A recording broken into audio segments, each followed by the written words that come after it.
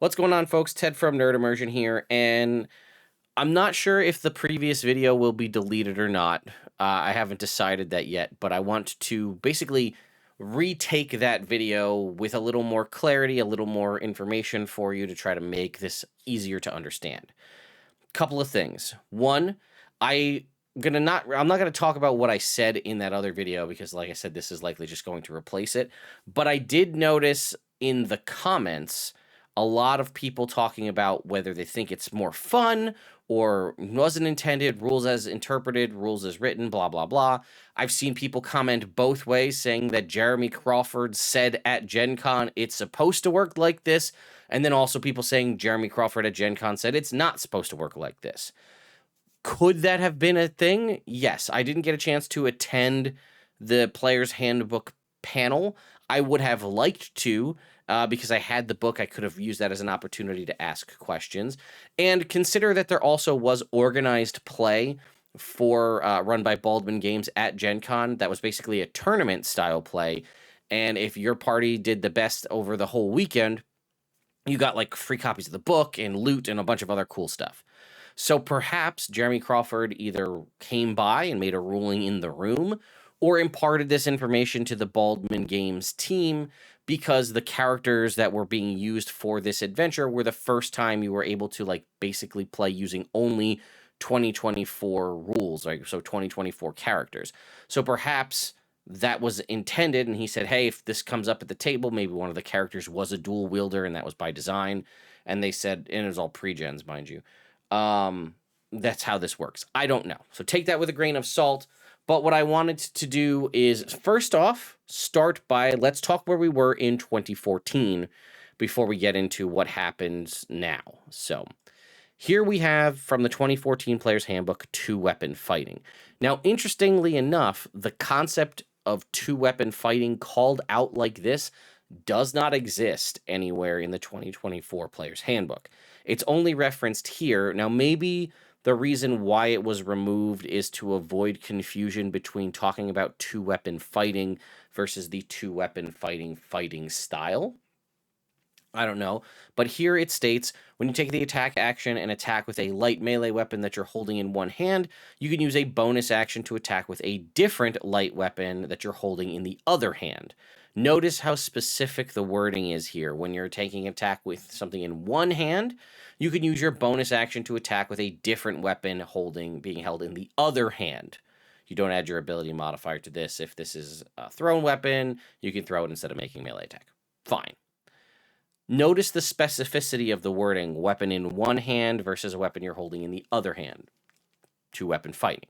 Like I said, this has been removed. I looked in the index. I looked everywhere. There is nothing that references the word two-weapon fighting in the 2024 Player's Handbook outside of the two-weapon fighting style feat, which, as it functions the same as the fighting style in 2014, where you get to add your ability modifier to the offhand attack. Okay. And I also thought it was just worth mentioning real quick, the dual wielder feat in 2014, functions very different than the one we have in 2024, right? It gives you a +1 to your AC if you're wielding two weapons. You can use two-weapon fighting, which we just talked about before, even when the one-handed melee weapons you're wielding aren't light, meaning you could use like a longsword and a battle axe or whatever. And then you can draw or stow two weapons when you would normally be only able to do one. Okay? So that's how two-weapon fighting worked back in 2014. Specific rules that stated that it was the, main hand and kind of offhand terminology. Now, something that I also want to bring up is, I don't know about you, but in every game I ran and played in for 10 plus years of D&D 5e, I never saw a dual wielder, like a two-weapon fighter, at any of my tables. Everybody always just went in favor of dueling in a shield or something else, or two-handed weapon. Nobody ever went for two-weapon fighting, and I think that that's possibly why the adjustments we're seeing in 2024 are the way they are, to essentially incentivize you to even consider fighting with two weapons as opposed to previously, right? You were never going to add your ability modifier unless you're taking the fighting style, which means you have to be a class that either gets access to the fighting style. A reminder, like paladins don't get access to it, fighters and rangers do, and anybody can through the fighting style like initiate feat. But remember, that didn't even come into play until Tasha's Cauldron of Everything, and that's a whole feat investment to get the full amount of damage out of this weapon. Whereas if you also want to do the most possible damage, you're going to likely want to also have the dual wielder feat, so you can bump the weapons that you're dealing up to a D8 from a D6. Now that is a 2 feat investment to get the most out of it if you're a class that can't get access to that fighting style inherently, or a 1 feat investment to get it if you do. But here's the thing, most people would rather have the +2 to AC from the shield and then have just, a better one-handed weapon and maybe go for the dueling fighting style to get the extra guaranteed damage. So my point being with that was I didn't really see, maybe your experiences are different. I'd love to hear it in the comments, but my experience was that 2-weapon fighting was often overlooked in favor of a 2-handed weapon like a greatsword or a maul or a sword and board kind of situation. So what changed and what's different here in 2024? Now, as mentioned, the entirety of what was referenced previously as 2-weapon fighting is now what you see here covered in the light weapon property, which states, as you can see, when you take the attack action on your turn with a light weapon, you can make 1 extra attack as a bonus action on the same turn. Okay? The extra attack must be made with a different light weapon. So traditional usage of this will assume you're level 5 and are wielding, like, say, 2 scimitars, right? Would be attack. If you're lower than level 5, bonus action, attack. If you're level 5 and have extra attack, attack, bonus action, attack, right? Has to be with a different weapon. Now, this will change when we start talking about the concept of equipping and unequipping, but as it stands right now, were you to wield 2 weapons, 1 in either hand, as long as they are both light and this one is not this one, which obviously it can't be if it's in the same hand, or different hands, right? Attack, bonus action, attack. Feel like that's pretty straightforward, and that is essentially exactly what we had in 2014. It's just worded differently in that it's contained within the light weapon property, as opposed to specifically defined via 2-weapon fighting. Now, where things change is with the Nick weapon property that is only a function of weapon mastery. So 1, you have to have access to weapon mastery, whether that's from your inherent class or through the weapon master feat. And what this says is you make the extra attack of the light property, which is right above it, we just talked about it, as part of the attack action instead of a bonus action. You can do this only once per turn. So essentially what the Nick weapon property lets you do is still have access to your bonus action. So attack, as you normally would with 2 light weapons if you're level 5. However, now you can still do whatever you want to do as your bonus action. Second Wind, Misty Step, whatever you might have, right? That's now an option for you. Attack, use Nick to make a bonus action. Or to take that third, what would have been a bonus action attack, and make it as part of the attack action, essentially freeing up your bonus action, okay? All of this now technically could have been done with a shield. We'll talk about that in a minute. But let's continue down the line here, which the last piece of this puzzle here is the dual wielder feat, which you can see up top. Basically now gives you an ability score improvement, and then it has enhanced dual wielding, which does make it seem like that is part of it, just in the name, but let's read it again. When you take the attack action on your turn and make an attack with a weapon that has the light property, you can make 1 extra attack as a bonus action later on the same turn with a different weapon, which must be a melee weapon that lacks the 2-handed property. Okay, you don't add your ability score modifier to this. Meaning that, in theory, you could attack, make the attack with the Nick weapon, and then make that same attack a second time using dual wielder, effectively giving you 4 attacks. Now, again, I've seen the comments that said this was clarified by Jeremy Crawford, that this is, in fact, how it's supposed to be, that you could do this. And honestly, this, I think, is intentional. The fact that investing in not only fighting with 2 light weapons, which are usually lesser on the damage side, having to have access to the Nick weapon property mastery, and then also expending one of your ability score improvements to get a feat in dual wielder allows you to make 4 attacks if you're wielding only light weapons. I think that I'm okay with that. It might make, to my point about 2014's dual wielding, more useful because you're going to, now you're not adding your ability score, your ability modifier to the extra damage for 2 of those attacks unless you take another feat in the, fighting style feat or gather that from your base class. But again, this is multiple leagues of investment to just get a little bit of extra damage. And when we can see things like the monk can make a bonus action attack every turn regardless from level 1, having an access to 2 attacks, maybe giving you a total of 4, isn't bad if you want to make that investment. And honestly, I feel like if you really want to go down the avenue of you really want to live the power fantasy of dual wielding and 2-weapon fighting, this gives you that, I feel like. Yes, might it be a little bit tricky when it gets to level 11 and that fighter has a 3rd attack, so attack, attack, attack, then 2 more? Maybe, but the monk at level 10 gets to make 3 punches with Flurry of Blows, therefore giving them 5 attacks in a turn. Which would mean that with the exception of this kind of stuff that we're talking about, monks could, in theory, make more attacks than a fighter without action surge, even at level 20 when the fighter has 4 regular attacks. Again, action surge and bonus action attacks notwithstanding, but the monk can pretty routinely do 5 punches every turn as long as they have points at level 10.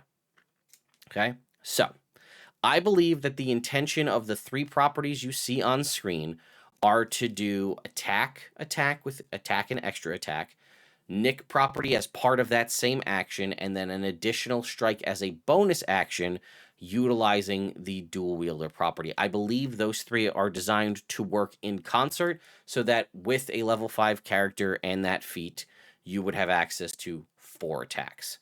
Now, something else to consider about the dual wielder feat is it does state that the bonus action attack that you make doesn't necessarily have to be with a light weapon. It states when you make an attack with a with a weapon with a light property, so if we're using that scimitar again in the main hand, the bonus action attack later on that turn can be made with a different weapon, which just can't have the 2-handed property. So this could be our scimitar, and this could be a warhammer, right, if we really wanted to. So that's an option that you could do, but to get that extra attack from Nick, you need to be using 2 light weapons.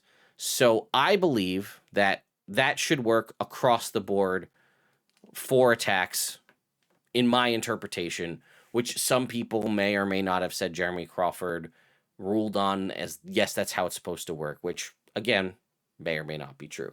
So that's that. I think I want to just get that out there and clear that up, that as far as I can tell, that is 100% the case.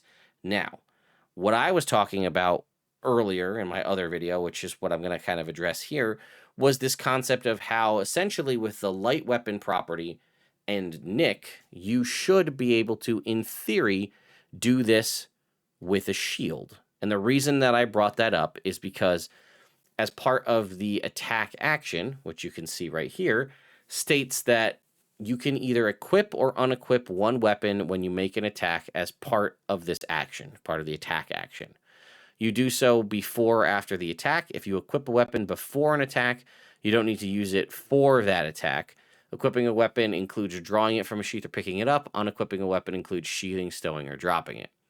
So what I was interpreting, which may or may not be true, and I think I've seen other people presumably corroborate this online as well, based on their interpretation, is that you could attack, have your weapon in your hand, attack, and then after that attack ends, stow the weapon as part of the unequipment part of it.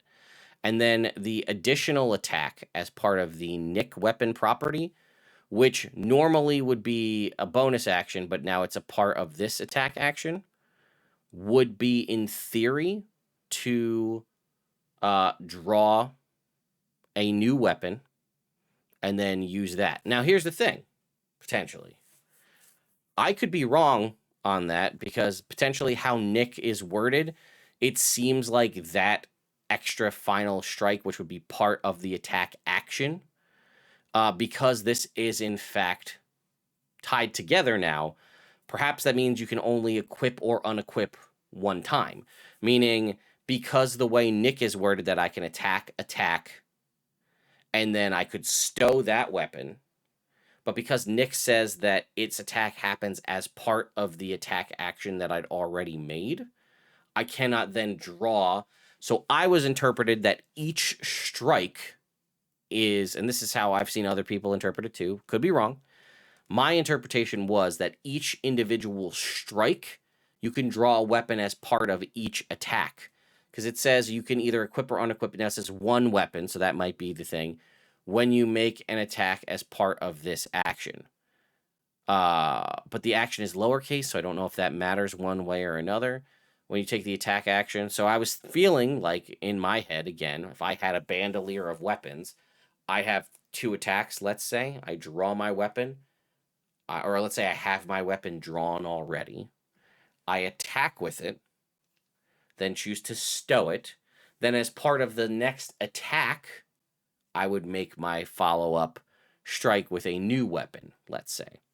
I can see the argument in favor of that not being the case, at which point that becomes kind of a moot point, right? The idea of doing this with a shield. But what's interesting is if you get rid of Nick and you just use the light weapon property, it says when you take the attack action on your turn and attack with a light weapon, you can make 1 extra attack as a bonus action later on the same turn. So if you're not even utilizing Nick, and you could, and again, this light weapon has to be made with a different light weapon, not necessarily in the offhand like we discussed earlier. So in theory, maybe not having Nick is actually more beneficial to attack with your light weapon, still potentially wielding a shield, stow that, and then as part of the later on the same turn bonus action attack that you're going to make with the light weapon property, you then draw a new weapon, a different weapon from the previous one, therefore allowing you to make that bonus action strike with it. Then essentially you would just want to focus in on probably dueling and use a shield because you'd get more damage. I can see both interpretations because some of the things that are tricky here when you look at the attack action, it reminds me of the way it's written of some of the abilities, like, let's say, I think it was Fizban's Treasury of Dragons had like the updated Dragonborn, and their breath weapon can be part of an attack, if that makes sense. So it says like, oh, because it says you can replace one of your attacks with it. This says you can either equip or unequip one weapon you make as part of this action. Again, I could see it going either way. It definitely needs a clarification. What is the paladin when they activate their thing? What does it say? When you take the attack action, okay, you can expend a channel of any. Yeah. All right. So I was just trying to see if there's any more clarification. So I can definitely see and concede the argument that perhaps you can't make like stow and then draw a new weapon as part of each individual attack, because an important thing to note is that dropping a weapon is now considered part of unequipping, and it does state that you can either equip or unequip after an attack, meaning that you, like previously people would just drop weapons, because I don't even know if that was officially a rule, but I definitely remember everybody always saying like dropping a weapon is a free action, so you just drop your weapon and then possibly draw a new one. And I guess the new version of Dual Wielder does say at the bottom you can draw or stow 2 weapons that lack the two-handed property when you would normally be able to only draw or stow only one, which is again something that the original language has. So the way, I guess in summation, if you will, I believe that the light weapon property, the Nick weapon mastery property, and Dual Wielder does in fact allow you to get 4 attacks on a turn if you're somebody that has access to extra attack. Could you make several of those attacks with one-handed weapon by stowing and drawing a new weapon while wielding a shield or something else? That's entirely up to interpretation at this point. I can see the argument either way based on how things are written, which would also kind of make the argument that I'd had about carrying multiple loaded crossbows potentially not useful, ignoring the loading property by pulling up a weapon, firing, or having a weapon, firing, stowing that weapon, and drawing a new weapon as part of the attack action to fire off another crossbow to basically ignore the loading property. I could also see I probably wouldn't allow, actually, if my players really wanted to do that, to just be carrying multiple loaded crossbows, I could probably allow it. I know like encumbrance could definitely become a part of that, but I've never really run encumbrance in my games. So I just want my players to have fun, which is why I think I really like the concept of, if you really truly want to invest in two weapon fighting, as in fighting with two different weapons, that the Nick weapon mastery property and dual wielder lets you live that power fantasy. And I'm willing to concede that probably my interpretation of making all those attacks by swapping weapons each time you attack is probably not the intention, and definitely, when depending on how you read things, could definitely be different. But this falls into that issue that I've mentioned before, where it's interesting to see the removal of certain kind of key words from things. Offhand, freehand, things like that. Stuff that were very specific in the past have become less specific in the current 2024 version of 5th edition. And like I think the concept is to make it less confusing. And I guess if you're approaching this from the mind of a new player, then maybe it is in fact less confusing. But for those of us who've had 10 years of 5e under our belt and are used to things working a specific way, some of these new rule changes or removal of certain words from certain abilities now kind of just gets us a little more confused, or we'll kind of find ourselves falling into different camps on who agrees with what side or what have you. So anyway, let me know your thoughts and opinions in the comments down below. I'll see you all next time.